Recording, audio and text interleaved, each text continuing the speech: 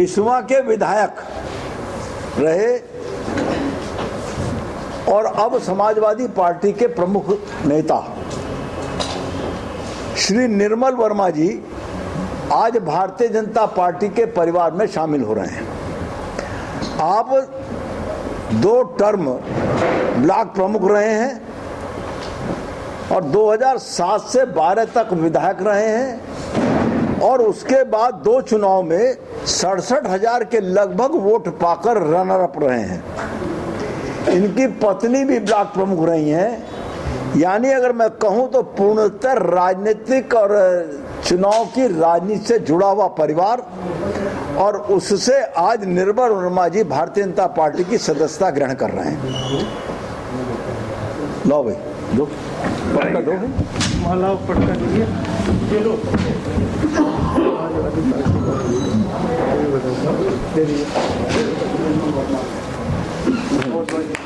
वर्तमान में ये समाजवादी पार्टी में है और वहां से आज ये भारतीय जनता पार्टी परिवार में शामिल हुए हैं।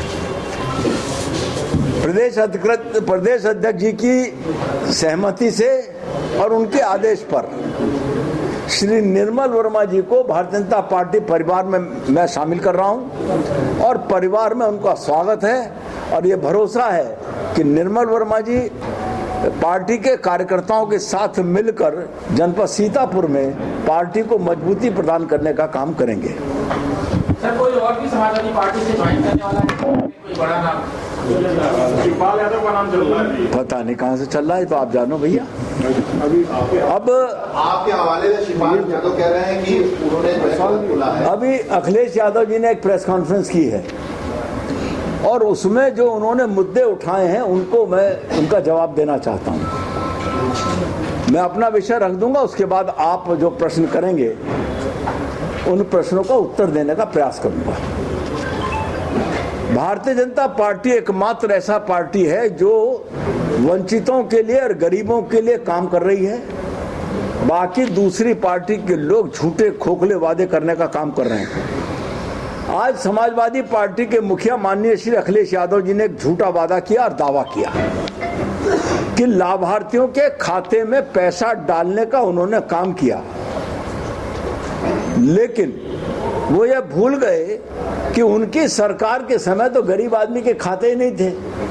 खाते तो जनधन खाते लगभग 7 करोड़ से ज्यादा उत्तर प्रदेश में आदरणीय नरेंद्र मोदी जी की पहल पर खुले। और जब सरकार जनधन खाते खुलवा रही थी तो प्रामाणिक बात मैं कह रहा हूं कि अखिलेश यादव जी उन जनधन खाते के खोलने का विरोध कर रहे थे। खाते खुल गए, खाते ऑपरेटिव हो गए और खाता खोलते समय जो गरीब जनता से वादा किया था उनका पालन होने लगा तो उनकी राजनीति खत्म हो गई। गरीबों के मकान का जो 2.5 लाख रुपए जाना था प्रधानमंत्री आवास योजना का, सीधे जनधन खाते के माध्यम से गरीबों के खाते में गया। बुजुर्ग महिलाओं, वृद्धों और दिव्यांगजनों की सरकार भी सीधी मदद जो मिली है वो सीधे उनके खाते में गई है। बीच की दलाली खत्म करने का काम किया है। इससे भी माननीय अखिलेश यादव जी को कष्ट है। जब कोरोना का विपत्ति काल आया तो जो गरीब आदमी के खाते में पैसा भेजने की बात आई, सहायता भेजने की बात आई, रेहड़ी पटरी वाले मजदूरों का, रिक्शा महिलाओं का, वह भी सीधे जनधन खाते के माध्यम से गरीबों के खाते में भेजने का काम भारतीय जनता पार्टी की सरकार ने किया। आज भी किसी प्रकार की सब्सिडी सरकार के द्वारा सीधे खाते में जा रही है और वह सपाई लुटेरों के तरह से किसी व्यक्ति विशेष के पास नहीं, लाभार्थी के खाते में जा रही।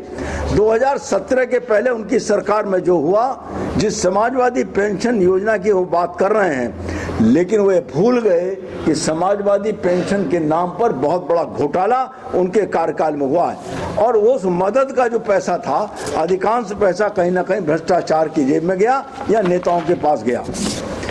1.5 लाख करोड़ के पार पहुंची हमारे खातों की राशि। जनधन योजना के तहत खोले गए बैंक खातों में जमा राशि का आंकड़ा 1.5 लाख करोड़ को पार किया। सरकार ने यह योजना 7.5 साल पहले शुरू की थी। वित्त मंत्रालय के ताजा आंकड़ों के मुताबिक प्रधानमंत्री जनधन योजना के तहत खातों की संख्या 44.23 करोड़ पहुंच चुकी है और इन खातों में जमा राशि 1.5 लाख करोड़ रुपए से अधिक हो गई है। ये भारतीय जनता पार्टी के द्वारा जो किए गए काम थे। आज माननीय अखिलेश यादव जी ने जो अपनी प्रेस कॉन्फ्रेंस में दावे किए हैं, उनके दावे पूर्णतः असत्य हैं और हमारे जो पॉइंट दिए हैं, जो विषय दिया है, ये प्रामाणिक सामग्री हमने दी है, प्रामाणिक जानकारी दी है। उनके ये दावों को झुठलाने का काम भारतीय जनता पार्टी कर रही है। प्रणय आलू की वाणी में अखिलेश यादव ने एक बात रखा कि समाजवादी का विचार भी भारतीय जनता पार्टी का विचार है। इस तरीके से कोई बात नहीं।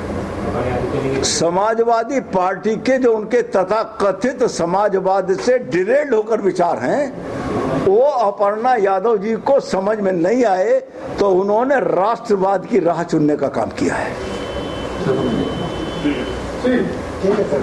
सर, एक सवाल है जी, आपकी पार्टी में भी तमाम लोग ऐसे हैं जो अपने परिवार वालों के लिए, अपने बेटियों के लिए, नाते रिश्तेदारों के लिए मांग रहे हैं, तो उस पर आपकी पार्टी पर स्क्रीनिंग कमेटी का क्या रोल है? ये विषय स्क्रीनिंग कमेटी का नहीं है, राष्ट्रीय नेतृत्व के अधिकार क्षेत्र का विषय है कि किसको टिकट देना, किसको नहीं देना।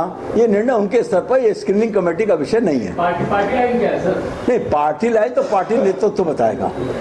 मैं तो स्क्रीनिंग कमेटी के चेयरमैन के नाते इतना कह रहा हूँ कि ये विषय स्क्रीनिंग कमेटी का नहीं है। सर, आज कांग्रेस की पोस्टर गर्ल है प्रियंका मौर्य, वो आज दिल्ली के लिए आई थी बीजेपी दफ्तर में। वो कांग्रेस छोड़ रही हैं और उन्होंने इल्जाम लगाया है कि कांग्रेस में सम्मान नहीं किया गया उनकी बिरादरी के लोगों का और महिलाओं का। मेरी अभी उनसे कोई भेंट नहीं हुई, मुझे जानकारी मिली है कि वो कार्यालय में आई थी और जब मुझसे भेंट हो जाएगी तब उसके बाद क्या चीज बनेगी तब मैं आप लोगों के सामने मुखातिब होऊंगा। शिवपाल यादव जी आपके संपर्क में है क्या? अब ये तो उन्हीं से पूछ लीजिए तो अच्छा रहेगा। सर, ट्वीट करके उन्होंने खंडन किया है कि जिस तरह की बातें की जा रही हैं। राजनीति में कहा कुछ जाता है और वास्तविकता कुछ होती है। लेकर निकल रही है वो। धन्यवाद आपका साहब, बहुत बहुत धन्यवाद।